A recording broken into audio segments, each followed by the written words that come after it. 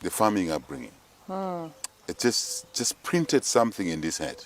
I wrote my final exam at UNZA on a Friday, took a rest on Saturday, Sunday. Monday, I had a full-time job. Perception out there is that you are Zambia's most wealthiest person.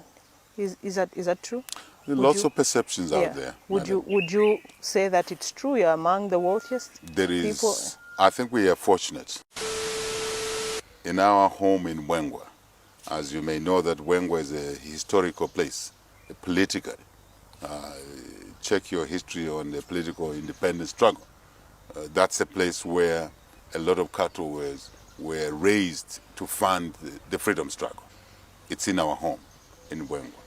It is said that our family must have been there over 1,000 years. Yeah. Because we have pre-Stone Age sites, Stone Age sites, Iron Age sites in our area. Actually, in the place I'm Headman. By the way, are you aware I'm senior headman in the village? So shall I call you Headman Hakainde? No, really, just a church. Just a church. All right. In the place where I'm senior headman Hakainde. Yeah. Senior headman Hakainde, right? I'm Hakainde, I'm senior headman Hakainde. I found the name in the family ancestral heritage. We have Stone Age sites, which indicates that our community, and particularly our family, very large family, has inhabited that area for that long. So, through Zambia, grew up in the village, and Wengua, Monze West, and went to primary school there, local primary school, grade 1 to grade 4, then moved on to a place somewhere in west of Pemba, where my uncle was teaching, you know, those days, and did my primary, upper primary, grade 5, 6, 7. Then I went to secondary school in Kalomo, Form 1, and from there, national service. I'm a trained soldier myself. Oh, wow. You may not know that. And then University of Zambia. And the rest is history. I was born in a grass-thatched house. Not in a maternity wing of a clinic or hospital. In a grass-thatched house, you know, traditional birth attendants brought us up into the world. And through assisting, obviously, our mother. Yeah. And grew up in that environment. Tended cattle at an early age. That's a business we knew. You can actually... How old were you when you were tendering cattle? Oh, we start as early as when you start walking. Because the first assignment is to basically look after calves. As you get to 2 years, 2.5 years, 3 years up, you're looking after calves. When you get to 5 years, you start going out to look after the calves. And there we learnt responsibility. We learnt accountability. Yeah. We learnt the art and habit of work, hard work. It stems from there. It doesn't just occur from nowhere. Exactly. You don't pluck it from the trees. Not at all. It is an upbringing. Yeah. That is what we learned. And we're very proud and happy that we came from that environment. And I wrote my final exam at UNZA on a Friday, took a rest on Saturday, Sunday. Monday, I had a full-time job.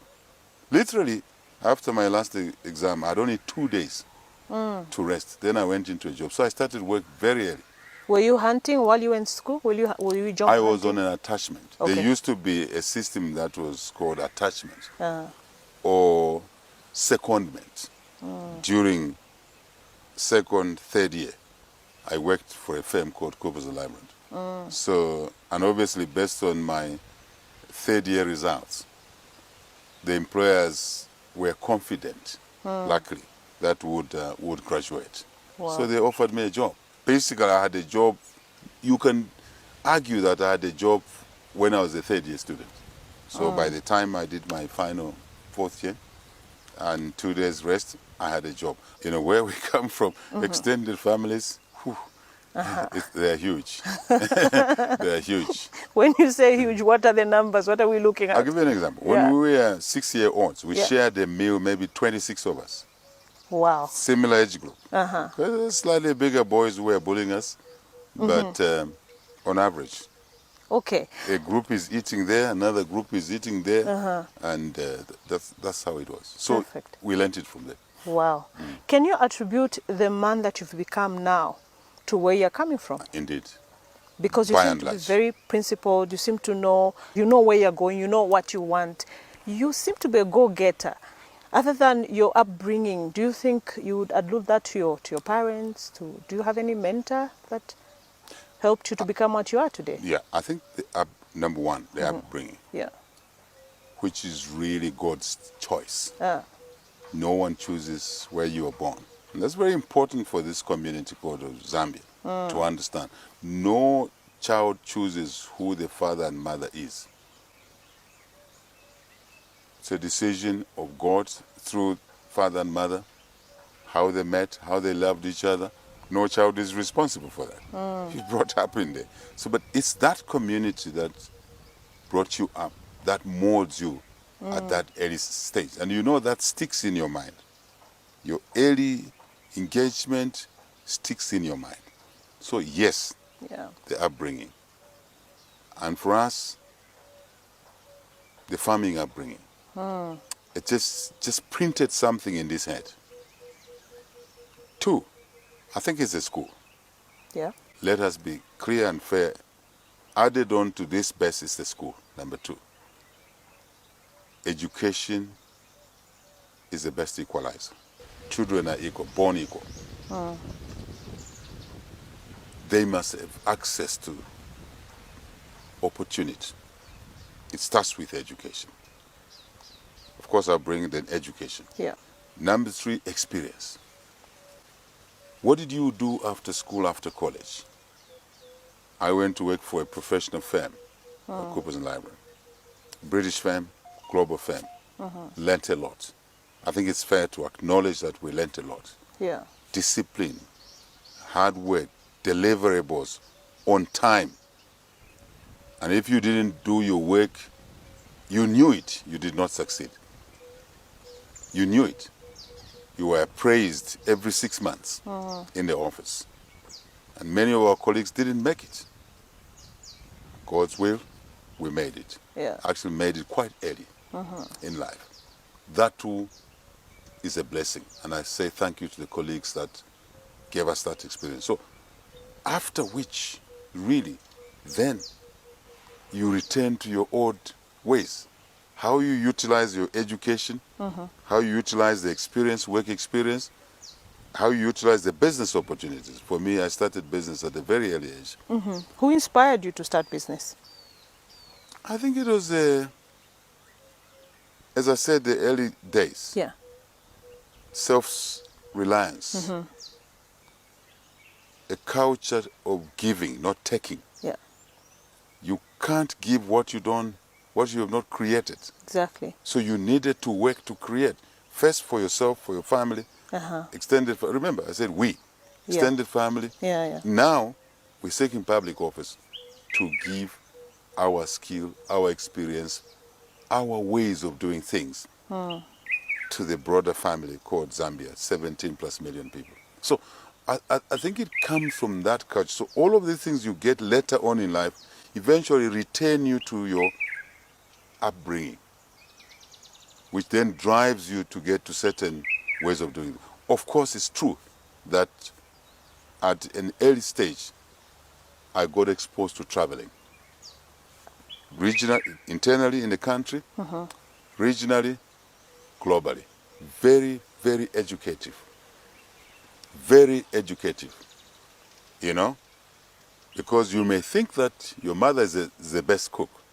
Because you haven't eaten food from another one. Yeah. As you travel, you begin to see different things, the way of doing things, the culture, approach to business, approach to work. A lot of people think that the first world countries are lucky. I disagree, madam. They work hard. At individual level, I was working in the London office. First, in the Birmingham office of Coopers and Library. Hard work. There was no issue of 8 hours to 17 hours.